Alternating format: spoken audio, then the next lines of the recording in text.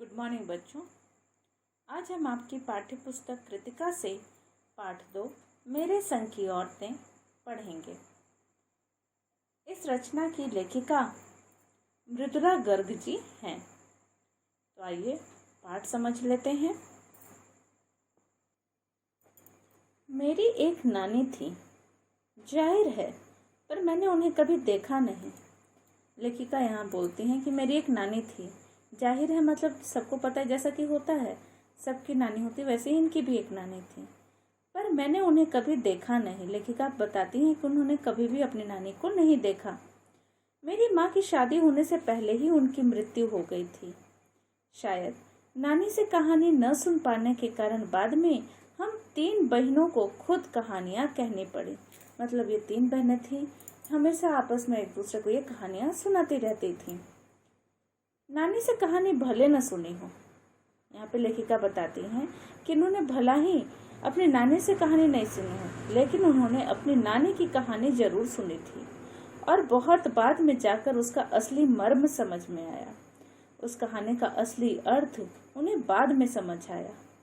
पहले इतना ही जाना कि मेरी नानी पारंपरिक, अनपढ़, पर्दा नशी का अर्थ होता है पर्दा करने वाली स्त्री, औरत थी, है ना। तो उनकी जो नानी थी वो कैसी थी? एक पारंपरिक न थी, मतलब परंपराओं से जुड़ी हुई, अनपढ़ मतलब वो शिक्षा उन्होंने नहीं प्राप्त की थी, पर्दा नशी, वो पर्दा करने वाली स्त्री थी, जिनके पति शादी के तुरंत बाद उन्हें छोड़कर अपने आगे की पढ़ाई यानी बैरिस्ट्री की पढ़ाई के लिए विलायत मतलब विदेश चले गए थे।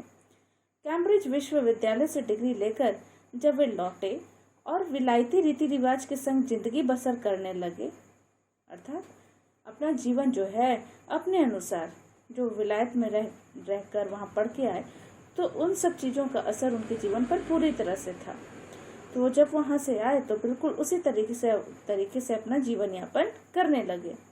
नानी के अपने रहन सहन पर उसका कोई असर नहीं पड़ा, लेकिन जो नानी थी उन्होंने कभी भी अपने आप को नहीं बदला।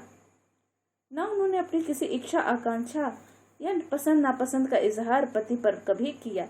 कहने का अर्थ ये कि जो नानी थी लेखिका की, उन्होंने कभी भी अपनी इच्छाओं को, आकांक्षाओं को या फिर अपने पसंद नापसंद को अपने पति के ऊपर नहीं थोपा और न ही उन्हें बताया। आगे पढ़ते हैं। पर जब कम उम्र में नानी ने खुद को मौत के करीब पाया तो 15 वर्षीय इकलौती बेटी मेरी माँ की शादी की फिक्र ने इतना डराया कि वे एकदम से मुंह जोर हो उठी। अब लेखिका बताते हैं कि बहुत ज़्यादा उम्र नहीं हो रही थी उनकी नानी की, और अचानक से उन्होंने अपने आप को मौत के बहुत ही करीब पाया।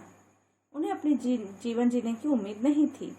उस समय उनकी बेटी की उम्र 15 वर्ष लगभग रही होगी और उनकी शादी की फिक्र ने उन्हें बहुत ज़्यादा डरा दिया, और इतना वो डर गई कि वो अचानक से मुँह जोर हो उठी, मतलब बहुत बोलने लगी।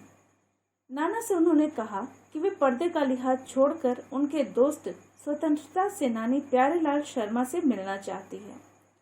मतलब उन्होंने अपने पति को बताया कि वह स्वतंत्रता सेनानी जो उनके मित्र हैं प्यारेलाल शर्मा, उनसे मिलना चाहती हैं। वो सब दंग हैरान रह गए। जिस पर्दानशी औरत ने पराये मर्द से क्या खुद अपने मर्द से मुंह खोलकर बात नहीं की थी, आखिरी वक्त में अजनबी से क्या कहना चाह सकती है।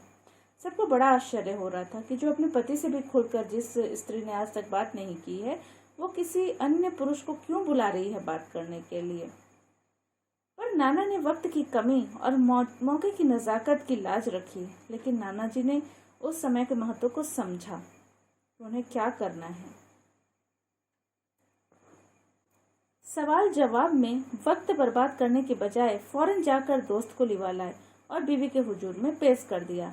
कहने का मतलब ये कि उन्होंने कुछ भी नहीं सोचा आगे पीछे, और जाके और अपनी पत्नी की बात उन्होंने मानी और जाके अपने मित्र को लेकर आ गए और लाके उनकी पत्नी के सामने उन्हें हाजिर कर दिया।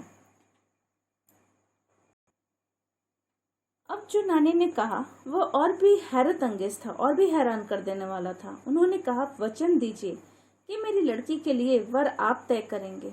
मेरे पति तो साहब हैं और मैं नहीं चाहती कि मेरी बेटी की शादी साहबों के फर्माबरदार से हो। आप अपनी तरह आज़ादी का सिपाही ढूंढकर उसकी शादी करवा दीजिएगा। अब क्या अपनी इच्छा व्यक्त करती हैं उस मित्र के सामने। वो बोलती हैं कि वो उनसे वचन मांगती है। क्या वचन मांगती है? कि वह उनकी बेटी का शादी जो है, वो जब शादी होगी उनकी बेटी की, तो उसके लिए वर मतलब दूल्हा वही चुने। क्यों? क्योंकि वो नहीं चाहती थी कि उनके जो पति हैं वो साहब है, फर्माबरदार, उनकी बात मानने वाले हैं, आज्ञाकारी हैं वो साहबों के, अंग्रेजों के, और वो नहीं चाहती कि किसी अंग्रेज से उनकी शादी हो। वो चाहते हैं कि किसी स्वतंत्रता सिपाही के साथ ही उनकी बेटी का शादी हो। कौन कह सकता था कि अपनी आज़ादी से पूरी तरह बेखबर उस औरत के मन में देश की आज़ादी के लिए ऐसा जुनून होगा। किसी को अंदाजा भी नहीं रहा होगा कि वो अपने देश से इतना प्रेम करती थी और वे अपनी बेटी का विवाह एक स्वतंत्रता सेनानी से भी करवाना चाहती थी। उससे ही उनकी देशभक्ति का पता चलता है। बाद में मेरी समझ में आया कि दरअसल वे निजी जीवन में भी काफ़ी आज़ाद ख्याल रही होंगी। अब लेखिका बोलती हैं कि हाँ, मुझे बाद में समझ आया कि वो अपने जीवन में भी बहुत ही आज़ाद ख्याल की रही होंगी। ठीक है, उन्होंने नाना की ज़िंदगी में कोई दखल नहीं दिया, न उसमें साझेदारी की, पर अपनी ज़िंदगी को उन्होंने अपने ढंग से जीती जरूर रही। मतलब अपने हिसाब से ही वो जी, दूसरे के हिसाब से नहीं जी। पारंपरिक घरेलू उबाऊ और खामोश जिंदगी जीने में आज के हिसाब से क्रांतिकारी चाहे कुछ न रहा हो, दूसरे की तरह जीने के लिए मजबूर न होने में असली आज़ादी कुछ ज़्यादा ही थी। लेखिका का यहाँ पर कहना यह है कि भले ही जो उनकी नानी थी एक पारंपरिक रूप से अपना घरेलू जीवन व्यतीत कर रही थी, चुपचाप खामोश रहते हुए, इसमें कुछ भी क्रांतिकारी नहीं था, लेकिन लेखिका का मानना है कि बिना कुछ बोले अपनी तरह से ही वो जीने की कला, वो एक अलग ही चीज थी। मजबूर न होने में असली आज़ादी कुछ ज़्यादा ही थी। खैर, इस तरह मेरी माँ की शादी ऐसे पढ़े लिखे होनहार लड़के से हुई जिसे आज़ादी के आंदोलन में हिस्सा लेने के अपराध में ICS के इम्तिहान में बैठने से रोक दिया गया था और जिसकी जेब में पुश्तैनी पैसा धेला एक नहीं था। अब लेखिका बता रही हैं कि अंत में उनकी माँ की शादी एक पढ़े लिखे होनहार लड़के से हुई। उस लड़के के साथ क्या हुआ था? क्योंकि उसने आज़ादी के आंदोलन में हिस्सा लिया था और वो अपराध किया था जो कि एक अंग्रेजों के लिए वो अपराध था, अतः उन्होंने क्या किया, उसे ICS की परीक्षा में बैठने ही नहीं दिया, इम्तिहान में बैठने ही नहीं दिया। और न ही उस लड़के के पास अपने पुश्तैनी संपत्ति के रूप में कुछ भी था, पैसा धेला नहीं था, मतलब संपत्ति के रूप में उसके पास कुछ भी नहीं था। माँ बेचारी अपनी माँ और गांधी जी के सिद्धांतों के चक्कर में सादा जीवन जीने और ऊंचे ख्याल रखने पर मजबूर हुई। अब लेखिका अपनी माँ के बारे में बोलती हैं कि अब वो किसके सिद्धांतों पर चल रही थी, अपनी माँ और गांधी जी के सिद्धांतों के चक्कर में उनको भी कैसा जीवन जीना पड़ रहा था, सादा जीवन, और ऊंचे ख्याल भी उनको रखने पड़ रहे थे। उनका यह था कि खादी की साड़ी उन्हें इतनी भारी लगती थी कि कमर चनका खा जाती, मतलब इतनी कोमल थी वो कि ऐसा लगता था कि वो खादी की साड़ी भी उनके लिए भारी थी, वो उसे संभाल नहीं पाती थी। अब वो उसके लिए क्या करती, रात भर जाकर वे उसे पहनने का अभ्यास करती, जिससे दिन में शर्मिंदगी न उठानी पड़े। वे कुछ ऐसी नाजुक थी कि उन्हें देखकर उनकी सास यानी मेरी दादी ने कहा था, हमारी बहू तो ऐसी है कि धोई पोंछी और छींके पर टांग दी। मतलब बहुत ही, कहने का अर्थ ये कि लेखिका की माँ के व्यक्तित्व में खूबसूरती, नजाकत, गैर दुनियादारी के साथ ईमानदारी और निष्पक्षता इस तरह खुली मिली थी कि वो परिजात से कम जादुई नहीं मालूम पड़ती थी। मतलब वो इंसानी व्यक्तित्व नहीं दिखाई देता था, इसलिए उनसे कोई ठोस काम करवाने के बारे में तो सोच भी नहीं पाता था। इसीलिए उनकी जो सासू माँ थी वो कहते थे कि मेरी बहू तो ऐसी है कि धोई पोंछी और छीके पर टांग दी। गनीमत यही थी कि किसी ने उन्हें छीके पर से उतारने की पेशकश नहीं की। लेखिका बताते हैं कि ठीक है, जैसे भी उनके माँ का व्यक्तित्व था, लेकिन हाँ, उस घर के लोगों ने भी उनका साथ दिया, किसी ने भी उनके व्यक्तित्व को बदलने की कोशिश नहीं की। क्यों नहीं की? उसकी दो वजहें थी। पहले यही कि हिंदुस्तान के तमाम वासिंदों की तरह उनके ससुराल वाले भी साहबों से खासे अभिभूत थे और मेरे नाना पक्के साहब माने जाते थे। बस जात से वे हिंदुस्तानी थे, बाकी चेहरे मोहरे, रंग ढंग, पढ़ाई लिखाई सब में अंग्रेज थे। मजे की बात यह थी कि हमारे देश में आज़ादी की जंग लड़ने वाले ही अंग्रेजों के सबसे बड़े प्रशंसक थे, गांधी, नेहरू हो या मेरे पिताजी के घर वाले। अब यहाँ पर लेखिका बताते हैं कि उनकी माँ को किसी ने भी बदलने की कोशिश नहीं की, और ऐसा क्यों था तो उसकी दो वजह बताते हैं। पहला वजह वो बता रहे हैं कि हिंदुस्तान के जो बाकी बासिंदे मतलब रहने वाले लोग थे, उसी प्रकार उनके ससुराल वाले भी अंग्रेजी साहबों से बहुत अच्छे खासे अभिभूत थे, मतलब प्रभावित थे। और क्योंकि जो लेखिका के नाना थे वो भी पक्के साहब माने जाते थे, अब वो सिर्फ जात से हिंदुस्तानी थे।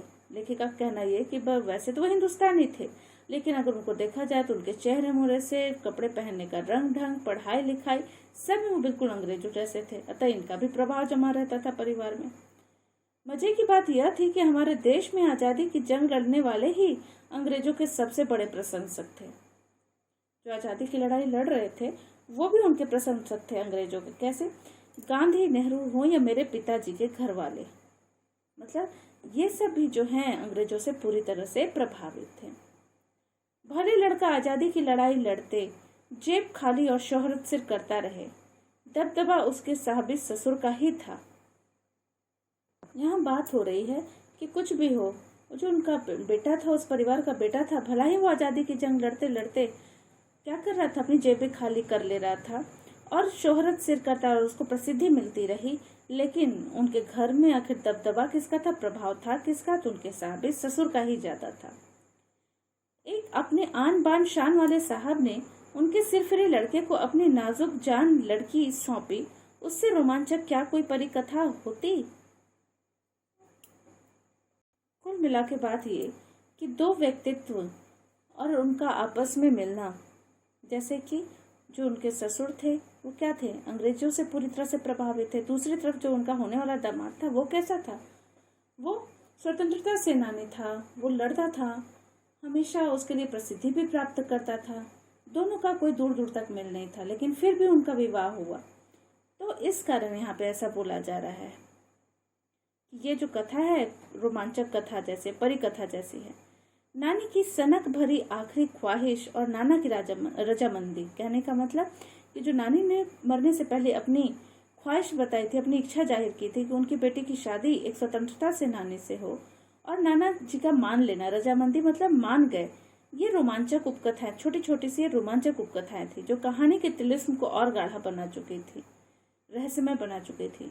दूसरी वजह माँ की अपनी शख्सियत थी, पर्सनैलिटी जिसको बोला जाता है। उनमें खूबसूरती, नजाकत, गैर दुनियादारी के साथ ईमानदारी और निष्पक्षता कुछ इस तरह घुली मिली थी कि वे परिजात से कम जादुई मालूम नहीं पड़ती थी।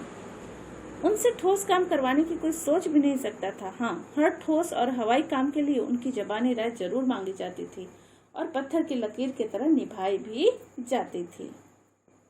लेखिका अपनी माँ के व्यक्तित्व के बारे में बताते हुए कहती हैं, उनका व्यक्तित्व कैसा था वो बताते हैं कि बहुत ही खूबसूरत, नजाकत से भरी हुई और गैर दुनियादारी के साथ, मतलब दुनियादारी के झमेलों से दूर, ईमानदारी और निष्पक्षता, मतलब बिना किसी का पक्ष लिए सही गलत का फैसला कर देना, ईमानदारी, बहुत ज्यादा इनमें ये सारे गुण थे।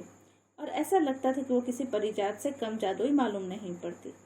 उनमें ठोस काम करवाने की तो उनको बहुत ज्यादा कोई मेहनत वाला काम नहीं करवाना चाहता था, सोच भी नहीं सकता था।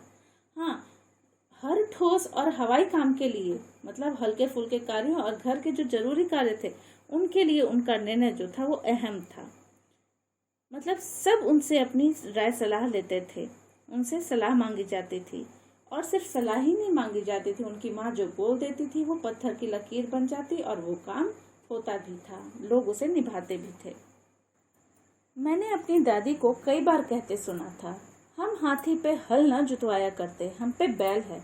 बचपन में ही मुझे इस जुमले का भावार्थ समझना था, इस कथन का क्या अर्थ है लेखिका को बचपन में ही समझ आ गया था। क्यों समझ में आया था? जब उन्होंने देखा था कि हम बच्चों की ममतालू परवरिश के मामले में माँ के सिवा घर के सभी प्राणी मुस्तैद रहते थे। कहने का मतलब कि बचपन से ही इन बच्चों का, भाई बहनों का लालन पालन जो था उसमें सब कोई लगा रहता, सिर्फ इनकी माँ को छोड़कर। मुस्तैद रहते थे मतलब एकदम तैयार रहते थे, सारे लोग उनकी देखभाल करने के लिए तैयार रहते थे। दादी और उनकी जिठानियां ही नहीं, खुद मर्दजात और पिताजी भी। खुद मर जाते, मतलब उस घर के पुरुष भी इन सब की देखभाल में लगे रहते थे। यहाँ तक कि उनके लेखिका के पिता भी सबकी सेवा में लगे रहते थे, अपने बच्चों की देखरेख में लगे रहते थे। और ठोस काम न करने का मतलब यह नहीं था कि माँ को आज़ादी का जुनून कम था, वह भरपूर था और अपने तरीके से वो उसे भरपूर निभाती थी। जाहिर है कि अब जुनून आज़ादी का हो तो उसे निभाना भी आज़ादी से चाहिए, जिस से पूछकर उसके तरीके से नहीं, खुद अपने तरीके से। अब लेखिका बताती हैं कि ठोस काम न करने का मतलब यह नहीं था कि माँ को आज़ादी का, मतलब उनकी माँ के मन में भी आज़ादी का पूरा जुनून था और वो अपने तरीके से उसे निभाती भी रही। अब लेखिका कहना चाहिए कि अगर किसी को आज़ादी का जुनून है तो उसे निभाना भी आज़ादी से, मतलब अपनी मर्जी से उसको निभाना चाहिए, दूसरों के तरीके से नहीं बल्कि अपने तरीके से। हमने अपनी माँ को कभी भारतीय माँ जैसा नहीं पाया, न उन्होंने कभी हमें लाड़ किया, न हमारे लिए खाना पकाया और न अच्छी पत्नी बहू होने की सीख दी। कुछ अपनी बीमारी के चलते भी वे घर बार नहीं संभाल पाती थी, पर उसमें ज़्यादा हाथ उनकी अरुचि का था। उनका ज़्यादा वक्त किताबें पढ़ने में बीतता था, बाकी वक्त साहित्य चर्चा में या संगीत सुनने में, और वे ये सब बिस्तर पर लेटे लेटे किया करती थी। फिर भी जैसे मैंने पहले कहा था, हमारे परंपरागत दादा दादी या उनके ससुराल के अन्य सदस्य उन्हें न नाम धरते थे, न उनसे आम औरत की तरह होने की अपेक्षा रखते थे। अब लेखिका जो है अपनी माँ के व्यक्तित्व के बारे में बताते हुए कहती हैं कि उन्होंने कभी भी अपनी माँ को एक भारतीय माँ के जैसा नहीं बन पाया। कहने का अर्थ है कि जैसे एक भारतीय माँ अपने बच्चों को बहुत दुलार करती है, उसके लिए खाना पकाती है, अपने बच्चों को, अपनी बेटियों को खासकर अच्छी पत्नी बहू होने की सीख देती हैं, वो ऐसा उन्होंने कुछ भी नहीं किया। वो इन सब चीज़ों में रुचि नहीं रखती थी। ऐसा शायद उनकी बीमारी के कारण था, वो घर बार नहीं संभाल पाती थी। लेकिन लेखिका का कहना ये भी था कि इसमें ज़्यादा हाथ उनकी अरुचि का था, मतलब उनको पसंद नहीं था ये सब काम करना। उनका ज़्यादा वक्त किस चीज़ में बीतता? किताबें पढ़ने में, बाकी समय साहित्य चर्चा में और संगीत सुनने में, और ये सब काम वो बिस्तर पर लेट कर ही किया करती थी। फिर भी लेखिका बोलती है कि जैसे उन्होंने पहले ही कहा था कि हमारे परंपरागत दादा दादी या उनके ससुराल के अन्य सदस्य किसी ने भी उनकी कभी कोई शिकायत नहीं की और न ही उनसे यह उम्मीद रखी कि वो आम आदमी मतलब आम औरतों की तरह रहें और काम करें। तो किसी ने उनको कुछ बोला भी नहीं और न ही उनसे उम्मीद की। लेखिका कहती कि पता नहीं क्यों लोगों में सब लोग उनकी इतनी श्रद्धा करते थे, सब उनको क्यों इतना मानते थे, जबकि वह पत्नी, माँ और बहू के किसी प्रचारित कर्तव्य का पालन नहीं करती थी।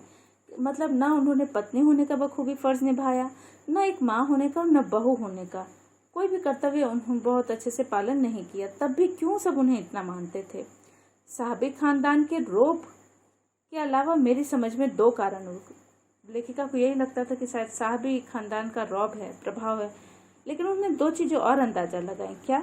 वे कभी झूठ नहीं बोलती थी। उनकी माँ जो है वो कभी भी झूठ नहीं बोलती थी। दूसरा, वे एक गोपनीय बात को दूसरे पर जाहिर नहीं होने देती थी। मतलब किसी ने अगर उन्हें कोई राज की बात बताई है, गोपनीय बात बताई है, तो वो दूसरे के सामने नहीं कहती थी। शायद इसी कारण लोग जो थे वो उनका बहुत ही आदर करते थे। पहले के कारण उन्हें घर वालों का आदर मिला हुआ था, मतलब कभी झूठ नहीं बोलने के कारण, और दूसरे के कारण बाहर वालों की दोस्ती, क्योंकि वो किसी की बात किसी को बताती नहीं थी, तो बाहर वालों की दोस्ती भी उन्हें मिली थी। दोस्त भी हमारी भी थी, मतलब वो अपने बच्चों की भी दोस्त थी। माँ की भूमिका हमारे पिता बखूबी निभा देते थे। एक माँ का जो भूमिका होना चाहिए था वो किसने? उनके पिता ने निभाई। मुझे याद है बचपन में भी हमारे घर में किसी की चिट्ठी आने पर कोई उससे यह नहीं पूछता था कि उसमें क्या लिखा है। मतलब कोई भी इतना खोजबीन पड़ताल करने की जरूरत नहीं समझता था, भले ही वह